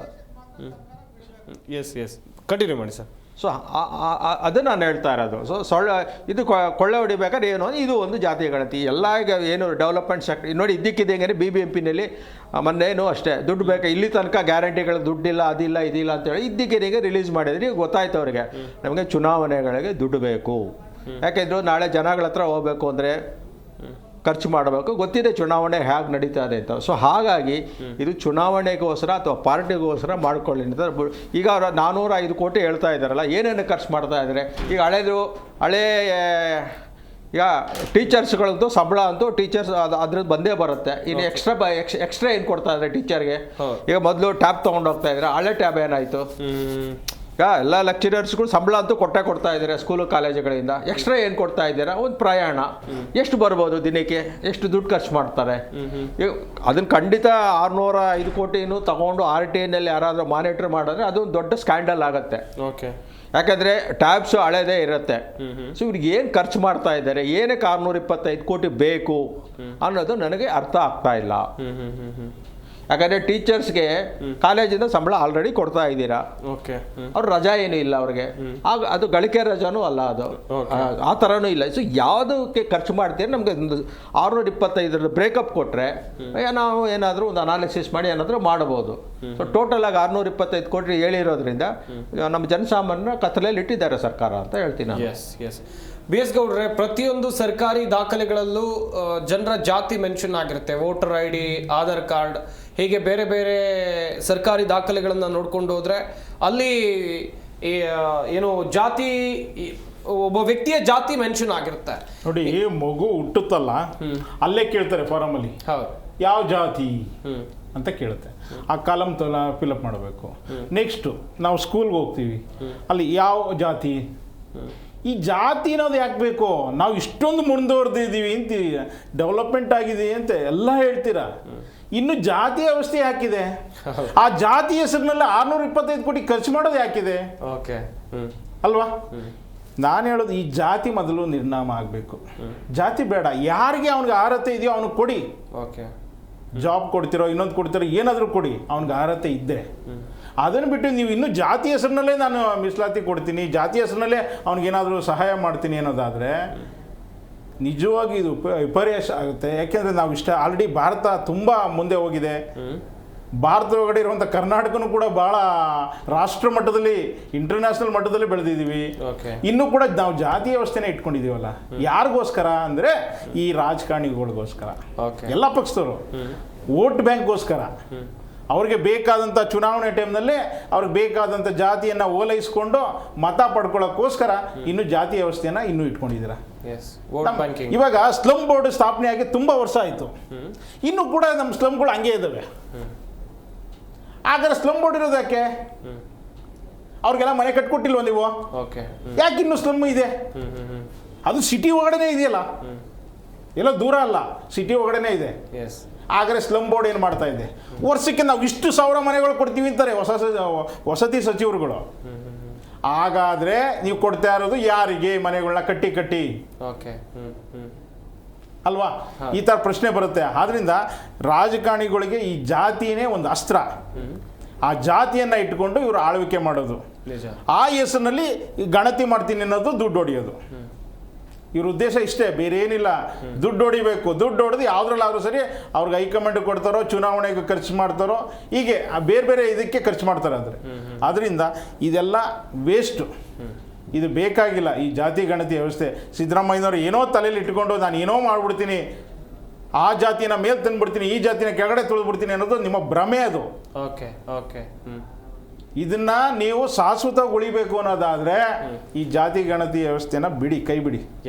ಕೇಂದ್ರ ಸರ್ಕಾರ ಮಾಡ್ತದೆ, ಅದನ್ನು ಒಪ್ಕೊಳ್ಳಿ. ಈ ಸಣ್ಣ ಪುಟ್ಟ ಏನೋ ನ್ಯೂನತೆಗಳು ಇರ್ಬೋದು ನಿಮಗೂ ಅವ್ರಿಗೂ ವ್ಯತ್ಯಾಸ, ಅದನ್ನು ಕೂತ್ಕೊಂಡು ಬಗೆಹರಿಸ್ಬೋದು. ನಮ್ಮದು ಒಂದಿಷ್ಟು ಕಾಲಮ್ಗಳಿದ್ದಾವೆ, ಅದನ್ನು ಅದರೊಳಗಡೆ ಆ್ಯಡ್ ಮಾಡ್ಕೊಳ್ಳಿ, ಒಟ್ಟಿಗೆ ಮಾಡಿ. ಹನುಮೇಗೌಡ್ರೆ, ಕಳೆದ ಬಾರಿ ಆದಂತ ಸಮೀಕ್ಷೆ ಬಗ್ಗೆ ದೊಡ್ಡ ಮಟ್ಟದ ಆರೋಪ ಕೇಳಿಬಂದಿತ್ತು. ಇದೊಂದು ಗ್ರೌಂಡ್ ಫ್ಲೋರ್ ಸರ್ವೆ, ಕೆಳಗಿನ ಮನೆಗಳ ಮಾಹಿತಿಗಳನ್ನ ಮಾತ್ರ ತಗೊಂಡ್ರು, ಮೇಲ್ಗಡೆ ಇದ್ದವರ ಮಾಹಿತಿಯೇ ಇರಲಿಲ್ಲ. ಕೆಲವೊಂದಿಷ್ಟು ಜನರ ಜಾತಿಯೇ ಗೊತ್ತಿಲ್ಲ, ಕೆಲವೊಂದಿಷ್ಟು ಜನ ಜಾತಿಯನ್ನ ಹೇಳೋದಕ್ಕೂ ಕೂಡ ಹಿಂದೇಟನ್ನು ಹಾಕಿದ್ರು. ಈ ರೀತಿಯಾದಂಥ ಪ್ರಾಬ್ಲಮ್ಸ್ಗಳು ಕೂಡ ಕಂಡು ಬಂತು. ರಾಜಕೀಯವಾಗಿ ದೊಡ್ಡ ಮಟ್ಟದಲ್ಲಿ ಕಚ್ಚಾಟ ಆಯಿತು. ಒಂದಷ್ಟು ಸಮುದಾಯದ ನಾಯಕರು ಮೀಟಿಂಗ್ ಮೇಲೆ ಮೀಟಿಂಗ್ ಅನ್ನು ಮಾಡಿದ್ರು. ಬೇಡವೇ ಬೇಡ ಈ ಸರ್ವೆ, ಈ ರಿಪೋರ್ಟೇ ಬೇಡ ಅನ್ನುವಂಥ ನಿರ್ಧಾರಕ್ಕೆ ಬಂದು ಒಂದಷ್ಟು ಹಣವನ್ನು ಅಲ್ಲೇ ಖರ್ಚು ಮಾಡಿಬಿಟ್ರು, ಅಥವಾ ಅದು ಮುಗಿದ ಅಧ್ಯಾಯ ಆಯಿತು ಅಂತ ಇಟ್ಕೊಳ್ಳೋಣ. ಈಗ ಮತ್ತೊಂದು ಸರ್ವೆ, ಈ ಸರ್ವೆ ಆದ್ರೂ ಇಷ್ಟೊಂದು ಹಣ ಖರ್ಚಾದ್ರೂ ಕೂಡ ಸಮರ್ಪಕವಾಗಿ ಆಗಬಹುದಾ ಸರ್? ಹಿಂದೆ ಏನು ಸರ್ವೆ ಆಯಿತು, ಆ ಸಂದರ್ಭದಲ್ಲಿ ಯಾರ ಮನೆಗೆ ಬಂದರು, ಯಾರ ಮನೆಗೆ ಬರಲಿಲ್ಲ ಅನ್ನೋಂಥದ್ದು ಭಾರಿ ದೊಡ್ಡ ಗೊಂದಲ ನಿರಂತರವಾಗಿ ಮೊನ್ನೆವರೆಗೂ ಇತ್ತು. ಹೌದು. ಈಗ ಮೊನ್ನೆ ಒಂದು ಒಳ ಮೀಸಲಾತಿಯ ಒಂದು ಸರ್ವೆ ಕೂಡ ಒಂದು ಸಣ್ಣ ಆಯಿತು. ಆ ಸಂದರ್ಭದಲ್ಲಿ ಒಂದು ಸ್ಟಿಕ್ಕರನ್ನು ಅಂಟಿಸಿರೋ ಹಾಗೆ ನಮ್ಮ BS ಗೌಡರು ಕೂಡ ಹೇಳಿದರು. ನಮ್ಮ ಮನೆಯಲ್ಲಿ 7 ಮನೆ ಇದ್ದಾವೆ, 7 ಮನೆಗೆ ಯಾವ ಮನೆಗೂ ಬಂದಿದ್ದು ನನಗೇನು ಗೊತ್ತಿಲ್ಲ. ಆದರೆ ನಮ್ಮ ಮನೆಯಲ್ಲಿಯೇ ಇರುವಂತಹ ಒಂದು ಅಂಗನವಾಡಿಗೆ ಬಂದು ಆ ಸ್ಟಿಕ್ಕರನ್ನು ಅಂಟಿಸಿ ಹೋಗಿದ್ರು. ಆದರೆ ಉಳಿದಂಥವ್ರು ಯಾವ ಮನೆಗೆ ಬಂದಿಲ್ಲ. ಇದಕ್ಕೆ ಕಾರಣ ಈಗಾಗಲೇ ಚರ್ಚೆಯಲ್ಲಿ ಬಂದಿದೆ. ಅದು ಏನು ಅಂತಂದರೆ, ಇರುವಂಥವರಿಗೆ ಮನೆ ಸಿಗೋದಿಲ್ಲ. ಯಾರು ವಲಯ ಮಾದಿಗ ಅನ್ನುವಂಥ ಜಾತಿ ಏನು ಇವತ್ತು ಹಿಂದೆಯಿಂದ ಬಂದ್ಬಿಟ್ಟಿದೆ. ಆ ಕಾರಣದಿಂದ ಒಂದು ಅವರು ಹೇಳೋದಿಲ್ಲ, ಅಥವಾ ಅದು ಹೇಳಿದರೆ ನಮಗೆ ಮನೆ ಸಿಕ್ಕಲ್ಲ. ಈ ಎರಡೂ ಕಾರಣಗಳಿಂದಾಗಿ ಒಂದಷ್ಟು ಗೊತ್ತಿಲ್ಲದ ಹಾಗೆ ಜಾತಿ ಹೋಗಿದೆ, ಒಂದಷ್ಟು ಅವರು ನಮ್ಮ ಜೊತೆಯಲ್ಲಿ ನಮ್ಮವರಾಗೆ ಇದ್ದಾರೆ. ಇಂತಹ ಸಂದರ್ಭದಲ್ಲಿ ಜಾತಿ ಗಣತಿ ಬೇಡ ಅಂತ ನಾನು ಹೇಳಲಿಕ್ಕೆ ಹೋಗಲ್ಲ. ಅವಾಗಲೂ ನಾನು ಹೇಳಿದ್ದು, ಯಾವ ಒಂದು ಉದ್ದೇಶ ಇಟ್ಕೊಂಡು ಯಾವ ಯೋಜನೆಗಳನ್ನು ಮಾಡ್ತಾ ಇದ್ದಾರೆ, ಯಾವ ಯೋಜನೆಗಳು ಫುಲ್ಫಿಲ್ ಆಗ್ತಾ ಇಲ್ಲ. ಅಂದರೆ ಯಾರಿಗೆ ಶೋಷಿತ ಜನಾಂಗ ಅಥವಾ ಯಾರು ಫಲಾನುಭವಿಗಳಿದಾರಲ್ಲ ಅವ್ರಿಗೆ ಸಿಗಬೇಕಾದ್ದು ಸಿಗ್ತಾ ಇಲ್ಲ ಅನ್ನೋಂಥದ್ದು ನನ್ನ ದೊಡ್ಡ ಆರೋಪ. ಒಂದಿಷ್ಟು ಹೆಚ್ಚು ಕಡಿಮೆ ಆಗುತ್ತೆ. ಎಲ್ಲ ಸರ್ಕಾರಗಳು ಒಬ್ಬರು ಮತ್ತೊಬ್ಬರ ಮೇಲೆ, ಅವ್ರು ಇವ್ರ ಮೇಲೆ, ಇವ್ರು ಅವ್ರ ಮೇಲೆ ಹೇಳುವಂಥದ್ದು ಇದ್ದೇ ಇರ್ತದೆ. ಅಕಸ್ಮಾತ್ ಅದು ಆದ್ರೂ ಏನಾದರೂ ಆಗ್ತಾ ಇದೆಯಾ? ನಿಮಗೆ ಒಂದೇ ಹೇಳಬೇಕು ಅಂದರೆ, ಕೆಲವು ಶಾಸಕರುಗಳು ಅವರು ಮಹಾನ್ ಭ್ರಷ್ಟರು ಅಂತ ಎಲ್ಲರಿಗೂ ಗೊತ್ತು. ಗೊತ್ತು, ಇಡೀ ಕ್ಷೇತ್ರದಲ್ಲಿ ಗೊತ್ತು ಅವನು ಭ್ರಷ್ಟ ಇದ್ದಾನೆ ಅಂತ. ನಾನು ನೇರವಾಗಿ ಹೇಳಬೇಕು ಅನ್ನೋದಾದ್ರೆ ಯಲಹಂಕ ವಿಶ್ವನಾಥನ್ ಬಗ್ಗೆ ಭ್ರಷ್ಟ ಅಂತ ಹೇಳ್ತಾರೆ, ಹಾಗೆ ಸೋಮಣ್ಣನ ಬಗ್ಗೆನೂ ಭ್ರಷ್ಟ ಅಂತ ಹೇಳ್ತಾರೆ, ಅವ್ರು ಹಣ ಮಾಡಿದ್ದಾರೆ ಅಂತ ಹೇಳ್ತಾರೆ. ಆದರೆ ಒಂದಿಷ್ಟು ಕಾರ್ಯವನ್ನು ಮಾಡ್ತಾ ಇದ್ದಾರೆ. ಇದನ್ನ ನನಗೆ ಅವರಿಗೆ ವೈಚಾರಿಕವಾಗಿ ದೊಡ್ಡ ವಿರೋಧ ಇದೆ. ಆದರೆ ಅದೇ ವ್ಯಕ್ತಿ ಹೋಗಿ ಕೇಳಿದಾಗ ಈ ಭ್ರಷ್ಟಾಚಾರಕ್ಕೆ ಕಾರಣ ಯಾರು, ನೀವೇ ಅಂತ ಹೇಳಿದಾಗ ಅನಿವಾರ್ಯವಾಗಿ ಒಪ್ಕೊಳ್ಳುವಂತ ಸ್ಥಿತಿಯಲ್ಲಿಯೂ ಇದ್ದಾರೆ. ಹಾಗೆ ಜನರು ಯಾವ ಯೋಜನೆಗಳನ್ನ ಯಾವುದಕ್ಕೋಸ್ಕರ ಮಾಡಿದರೆ ಅದನ್ನ ತಲುಪದ ಇದ್ದಾಗ ಕೇಳಬೇಕಲ್ಲ. ಆ ಕೇಳೋಂಥವರು ಯಾರೋ ಕೆಲವು ನಾಯಕರಿದ್ದಾರೆ. ಈಗ ಇವರು ಸ್ಲಮ್ ಬೋರ್ಡಿನ ಒಂದು ಉದಾಹರಣೆಯನ್ನು ಹೇಳಿದ್ರು. ಏನು ಅಂದ್ರೆ ಆ ಸ್ಲಮ್ ಬೋರ್ಡ್ ಇದನ್ನು ಮುಂದೆ ಇಟ್ಕೊಂಡು ಆ ಜನರನ್ನ ಕರ್ಕೊಂಬಂದು ಹೋರಾಟ ಮಾಡ್ತಾರೆ, ಮುಖ ತೋರಿಸ್ತಾರೆ. ಆದರೆ ಆ ಫಲಾನುಭವಿಗಳು ಅವರಿಗೆ ಸಿಕ್ಕೇ ಇರೋದಿಲ್ಲ, ಬೇರೆ ಯಾರಿಗೋ ಸಿಕ್ಕಿರುತ್ತೆ. ಈ ರೀತಿ ಯಾರೋ ಕೆಲವು ಮುಖವಾಡದವರಿಗೆ ಮಾತ್ರನೇ ಇದು ಸಿಗ್ತಾ ಹೋಗ್ತಾ ಇದೆ. ಹಾಗೆ ನಾನು ಈ ಜಾತಿ ಗಣತಿಯ ಈ ವಿಚಾರದಲ್ಲೂ ನಾನು ನೇರ ಹೇಳಬೇಕು ಅನ್ನೋದಾದ್ರೆ, ಇವತ್ತು ಈಗ ಉದಾಹರಣೆಗೆ ಹೇಳಬೇಕು ಅಂತಂದ್ರೆ 30,000 ಬ್ಯಾಕ್ಲಾಗ್ ಹುದ್ದೆಗಳು ಖಾಲಿ ಇದ್ದಾವೆ. ಆ ಖಾಲಿ ಇದಾವೆ ಅಂದ್ರೆ ನೀವು ಹುದ್ದೆನೇ ಭರ್ತಿ ಮಾಡ್ತಾ ಇಲ್ಲ ಅಂತ ಹೇಳಿದ್ರೆ ನೀವು ಇದನ್ನ ಜಾತಿ ಗಣತಿ ಮಾಡಿ ಪ್ರಯೋಜನ ಏನು? 16,000 ಪ್ರಮೋಷನ್ಗೆ ಬೇಕಾದಂತ ಹುದ್ದೆಗಳು ಖಾಲಿ ಇದಾವೆ. ಈ ಕಾರಣಕ್ಕೋಸ್ಕರ ಪೆಂಡಿಂಗ್ ಇದಾವೆ. ಯಾಕೆ ನೀವು ಅದನ್ನು ಕೊಡ್ಲಿಲ್ಲ?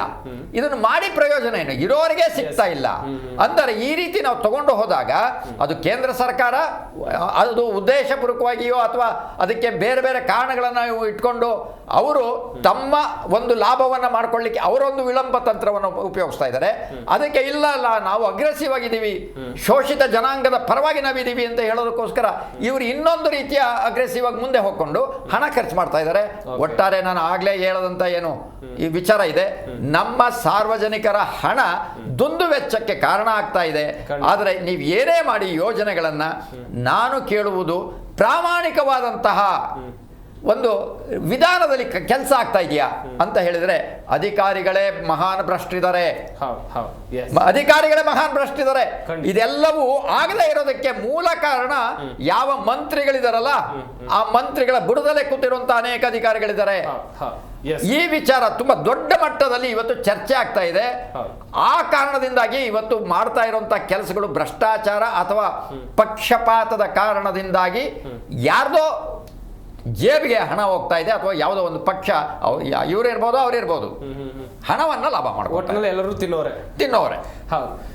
ವೀಕ್ಷಕರೇ, ಜಾತಿ ಜನಗಣತಿ ವಿಚಾರವಾಗಿ ನಾವು ಚರ್ಚೆಯನ್ನ ಮಾಡ್ತಾ ಇದ್ವಿ. ಈಗಾಗಲೇ ಸರ್ಕಾರ ದಿನಾಂಕವನ್ನು ಕೂಡ ನಿಗದಿ ಮಾಡಿದೆ. ಹಾಗೇನೆ ಯಾವೆಲ್ಲ ಮಾನದಂಡಗಳನ್ನು ಅನುಸರಿಸ್ತಾರೆ ಎನ್ನುವಂಥ ವಿಚಾರವಾಗೂ ಕೂಡ ನಾನು ಆಗ್ಲೇ ಹೇಳ್ತಾ ಇದ್ದೆ. ಚಿಂತಕರಾಗಿರುವಂಥ ವಿವೇಕಾನಂದ ಅವರನ್ನ ಮಾತನಾಡಿಸ್ತಾ ಹೋಗೋಣ. ಅವರಿಂದಲೂ ಕೂಡ ಸಾಕಷ್ಟು ಮಾಹಿತಿಯನ್ನ ಪಡಿಬೇಕಾಗತ್ತೆ. ಸರ್, ಈಗ ಸೆಪ್ಟೆಂಬರ್ 22ರಿಂದ ಅಕ್ಟೋಬರ್ 7ರವರೆಗೆ ಅಂತ ಹೇಳಿದ್ರೆ ಒಂದು 15 ದಿನಗಳ ಕಾಲ ಈ ಮರು ಸಮೀಕ್ಷೆ ಮಾಡೋಕೆ ಟೈಮ್ ಅನ್ನ ಫಿಕ್ಸ್ ಮಾಡಲಾಗಿದೆ.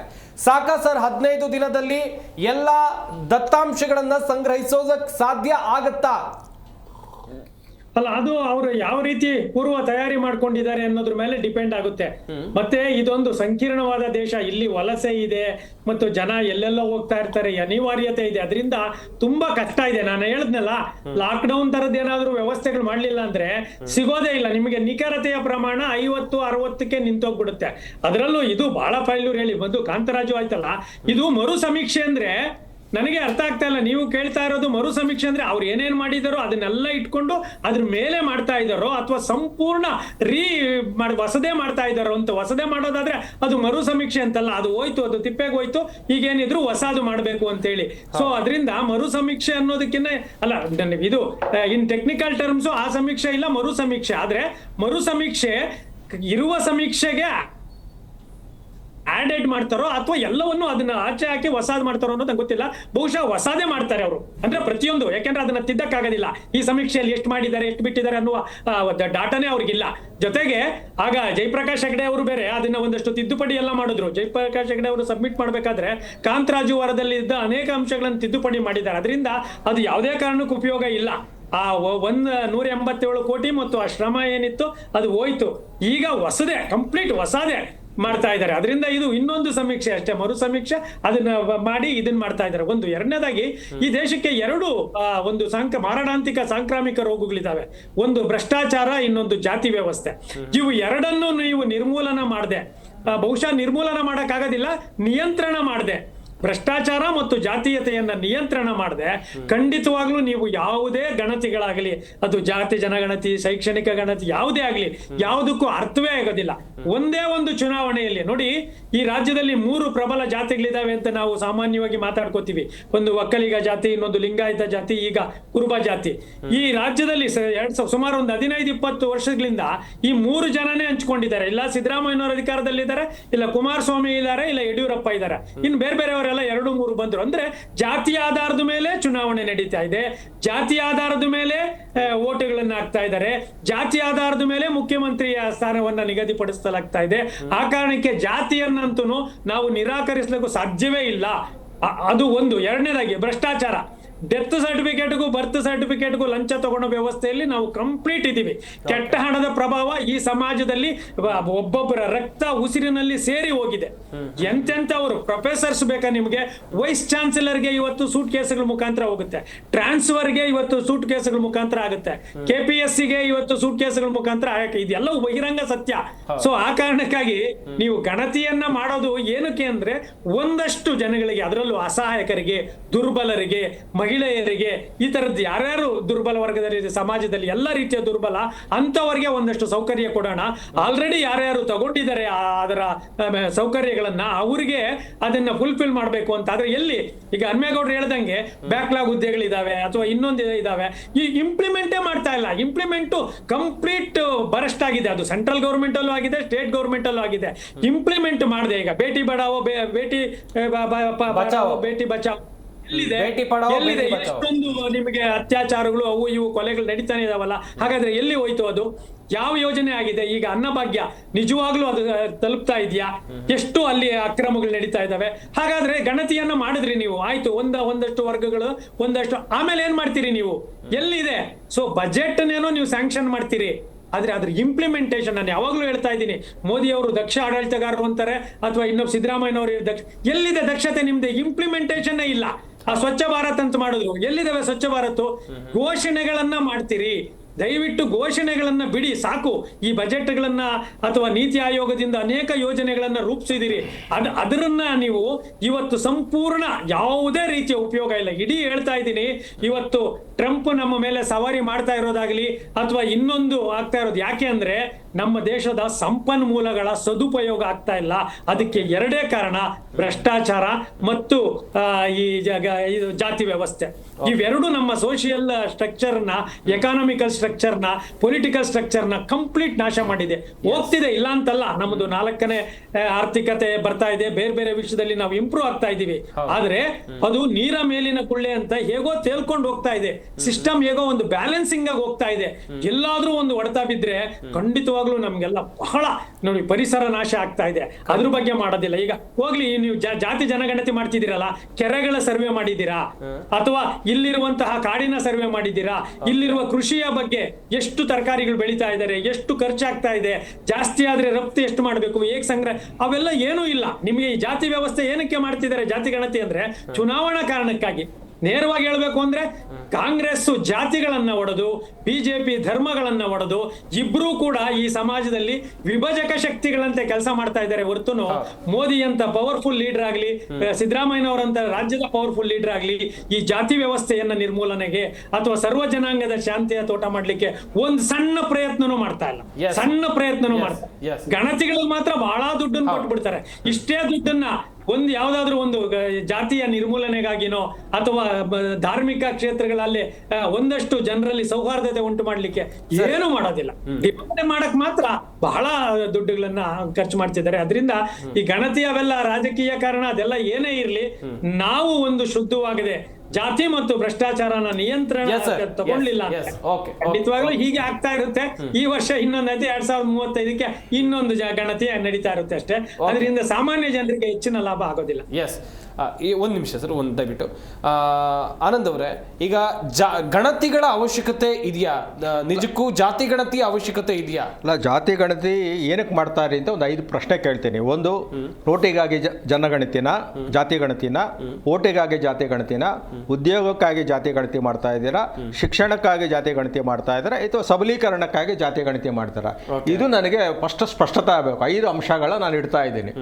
ಅದ್ರ ಮೇಲೆ ನಾವು ತೀರ್ಮಾನ, ನನ್ನ ನನ್ನ ವೈಯಕ್ತಿಕ ತೀರ್ಮಾನ ಹೇಳ್ಬೋದು. ಇದು ಯಾವುದಕ್ಕೆ ಅಂತ 5ರಲ್ಲಿ ಯಾವುದು ಅಂತ ಹೇಳಿದ್ರೆ ನಾನು ಹೇಳ್ಬೋದು. ನೋಟಿಗಾಗಿ ಜಾತಿ ಗಣತಿ ಇದ್ರೆ ಖಂಡಿತ ನಾನು ಅದನ್ನು ವಿರೋಧ ಮಾಡ್ತೀನಿ. ಇಲ್ಲ, ಸರ್ಕಾರ ಸಾಮಾಜಿಕ ನ್ಯಾಯಕ್ಕಾಗಿ ಅಂತ ಘೋಷಣೆ ಮಾಡಿದೆ. ಕಂಟಿನ್ಯೂ. ಅಲ್ಲ, ಸಾಮಾಜಿಕ ನ್ಯಾಯ ಅಂದ್ರೆ ಏನು ಅದು ಬರುತ್ತೆ ಪ್ರಶ್ನೆ. ಒಂದು ಸ್ಥಿತಿಯಲ್ಲಿ ನ್ಯಾಯ ಎಲ್ಲ ಜಾತಿ ಯಾವುದು ಅದರ ನಡುವೆ ಭಿನ್ನತೆ ಇರಬಾರದು. ಕೆಳ ಹಂತದಲ್ಲಿ ಅವರ ಆರ್ಥಿಕವಾಗಿ, ಘೋಷಣೆ ಸಾಮಾಜಿಕವಾಗಿ ಹಿಂದುಳಿದಿರುವಂತವ್ರನ್ನ ಸಾಮಾಜಿಕ ಬೇರೆ, ಆರ್ಥಿಕ ಬೇರೆ. ಉದಾಹರಣೆಗೆ SC/ST ಮಿನಿಸ್ಟರ್ ಇದ್ದಾರೆ, ಅವರ ದೇವಸ್ಥಾನದಲ್ಲಿ ಸೇರಿಸ್ತಾ ಇದ್ದಾರಾ ಇಲ್ವಾ? ಬಿಡ್ತಾ ಇದ್ದಾರಾ ಇಲ್ವಾ?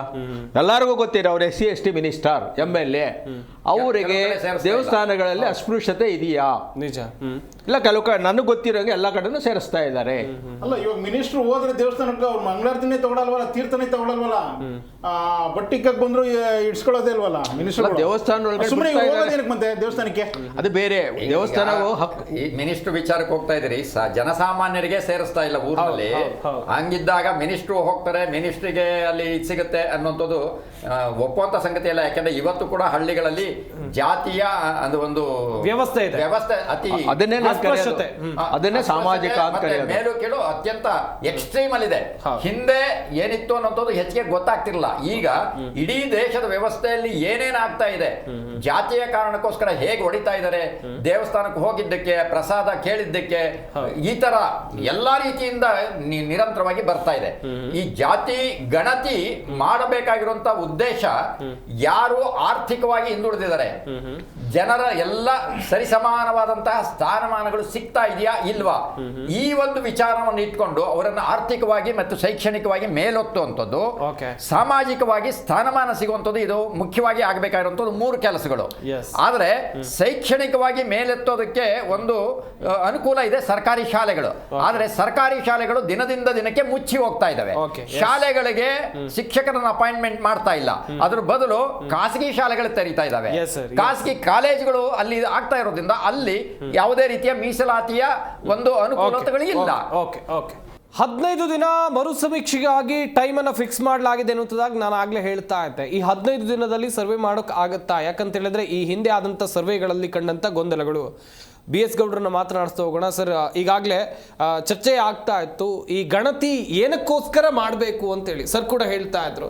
ಯಾವ ವಿಚಾರವನ್ನ ಮುಂದಿಟ್ಕೊಂಡು ಸರ್ವೆಯನ್ನ ಮಾಡ್ತಾ ಇದ್ದಾರೆ?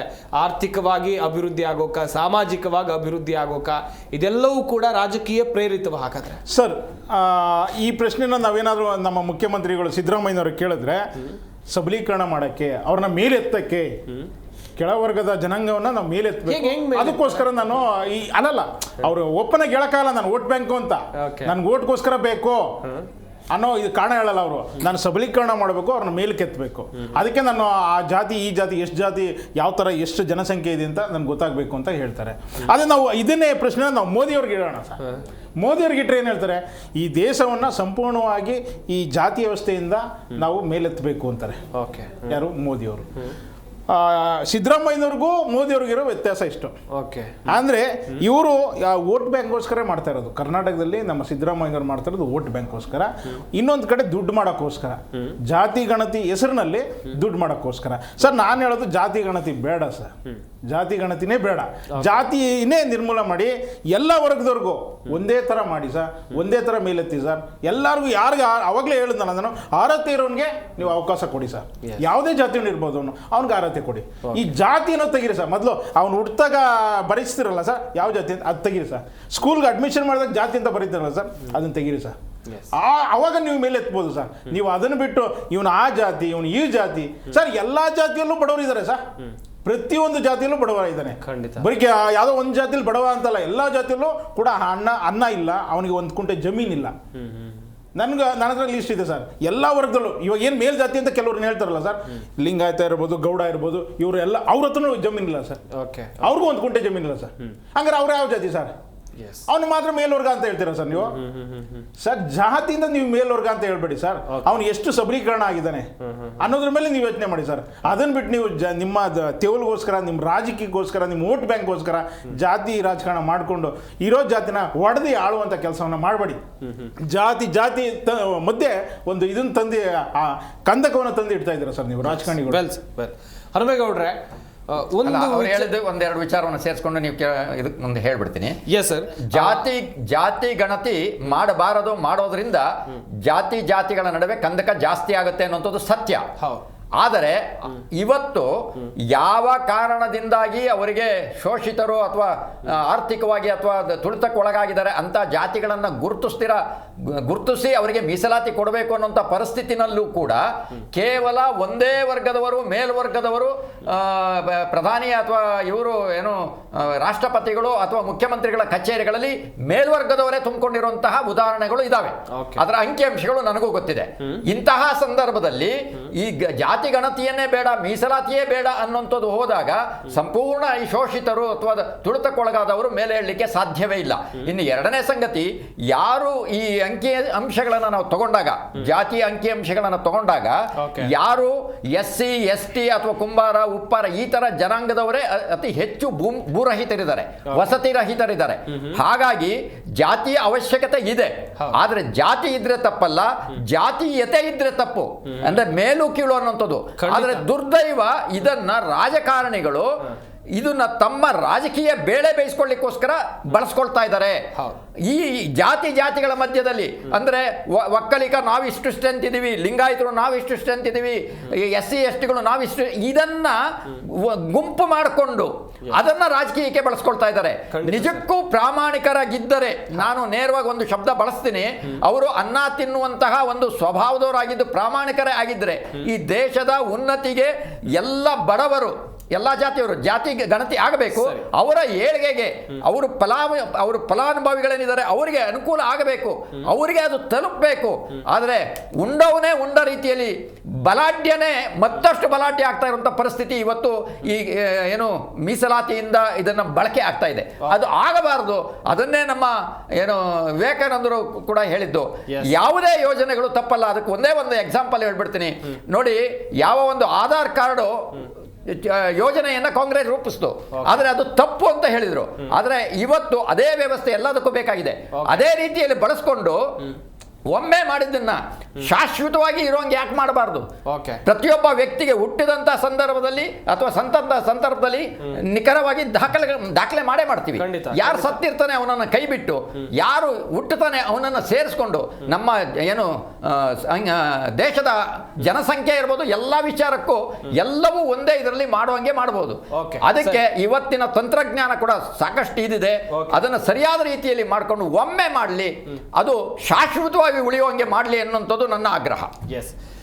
ವಿವೇಕಾನಂದ ಸರ್, ಜಾತಿ ವ್ಯವಸ್ಥೆಗಳ ಬಗ್ಗೆ ದೊಡ್ಡ ದೊಡ್ಡ ಭಾಷಣ ಬಿಗಿಯುವಂತ ರಾಜಕೀಯ ನಾಯಕರು, ಜಾತಿ ವ್ಯವಸ್ಥೆಯನ್ನ ನಮ್ಮ ಸರ್ಕಾರ ನಿರ್ಮೂಲನೆ ಮಾಡುತ್ತೆ ಎನ್ನುವಂತ ಭಾಷಣ ಬಿಗಿಯುವಂತ ನಾಯಕರು ಈ ಜಾತಿ ಸಮೀಕ್ಷೆಗಳ ಹಿಂದೆ ರಾಜಕೀಯ ತಂತ್ರ ಇಟ್ಕೊಂಡು ಮರು ಸಮೀಕ್ಷೆಯನ್ನ ಮಾಡ್ತಾ ಇದ್ರ, ಚುಟುಕಾಗಿ ಹೇಳ್ತಾ ಹೋಗೋದಾದ್ರೆ ಸರ್? ಇಲ್ಲ, ಖಂಡಿತವಾಗ್ಲು ಅದರಲ್ಲೇನು ಅನುಮಾನ ಇಲ್ಲ. ಯಾವ್ದು ಈಗ ನೋಡಿ, ಅವರು ವಿರೋಧ ಮಾಡ್ತಾ ಇದ್ರು ಕೇಂದ್ರದವರು, ಅವರು ಕೂಡ ಈಗ ಜಾತಿ ಜನಗಣತಿಗೆ ಒಪ್ಕೊಂಡಿದ್ದಾರೆ. ಅದು ಚುನಾವಣಾ ತಂತ್ರಗಾರಿಕೆಯೇ. ಯಾವಾಗ ರಾಹುಲ್ ಗಾಂಧಿ ಜಾಸ್ತಿ ಪ್ರಸ್ತಾಪ ಮಾಡಿದ್ರು, ಅವ್ರಿಗೆ ಜನಪ್ರಿಯತೆ ಸಿಗ್ತಾ ಇದೆ ಅಂದಾಗ ಇವರು ಅದನ್ನು ಸೇರಿಸ್ಬಿಟ್ಟು, ಇವರು ಅದಕ್ಕೆ ವಿರುದ್ಧವಾದ ಮಾತುಗಳನ್ನ ಹೇಳ್ಕೊಂಡ್ ಬಂದಂತವ್ರು ಇವರು ಅದನ್ನೇ ಆಗ್ಬಿಟ್ಟು. ಸೊ ಎಲ್ಲಾ ರಾಜಕಾರಣಿಗಳು ಅಷ್ಟೇ, ಅವರಿಗೆ ಅಧಿಕಾರನೇ ಮುಖ್ಯ ಆಗುತ್ತೆ.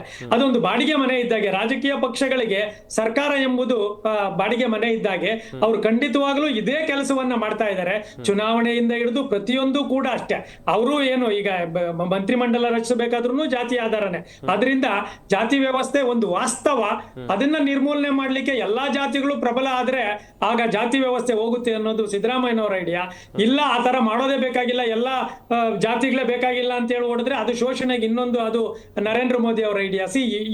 ಐಡಿಯಾಗಳೇನೋ ಇದಾವೆ, ಬಟ್ ವಾಸ್ತವ ಬರೀ ಆ ರಾಜಕಾರಣಿಗಳಲ್ಲ, ಜನಗಳಲ್ಲೂ ಕೂಡ, ನಮ್ಮಲ್ಲೂ ಕೂಡ. ಇವತ್ತು ಒಂದೇ ಒಂದು ನಿಮಿಷ ಎಕ್ಸ್ಟ್ರಾ ತಗೋಬೇಕು ಅಂದ್ರೆ, ಲಿಂಗಾಯತ ಖಾನಾವಳಿ ಇದೆ, ಗೌಡ್ರ ಮುದ್ದೆ ಹೋಟ್ಲು ಇದೆ, ಅಥವಾ ಇನ್ನೊಂದ್ ಯಾವ್ದೋ ಮುಸ್ಲಿಮ್ಸ್ ಒಂದು ಹೋಟ್ಲುಗಳಿದಾವೆ. ಆದ್ರೆ ಎಲ್ಲಾ ಕಡೆ ಈ ಬ್ರಾಹ್ಮಣ ಫಲಹಾರ ಮಂದಿರ ಇದೆ. ಅಷ್ಟು ಬಿಟ್ರೆ ಬೇರೆ ಯಾವ್ದು, ಎಲ್ಲನ ದಲಿತನ ಹೋಟ್ಲು ಅಥವಾ ಒಬ್ಬ ಚಮ್ಮಾರನ ಹೋಟ್ಲು ಅಥವಾ ವಾಲ್ಮೀಕಿಯ ಹೋಟ್ಲು ಯಾವ್ದು ಇಲ್ವಲ್ಲ. ಸೊ ಅದರಿಂದ ಜಾತಿ ವ್ಯವಸ್ಥೆ ವಾಸ್ತವ.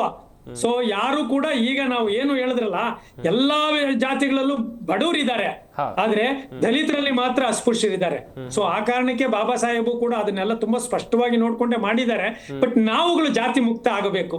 ಈ ಹೆಸರುಗಳಲ್ಲಿ ನಾವು ಏನೇನು ಟೈಟ್ಲ್ಗಳು ಇಟ್ಕೊತೀವಲ್ಲ, ಅದನ್ನೆಲ್ಲ ನಿಧಾನವಾಗಿ ನಮ್ಮ ಮಕ್ಕಳ ಕಾಲಕ್ಕೆ ಬಿಡ್ತಾ ಬರ್ಬೇಕು.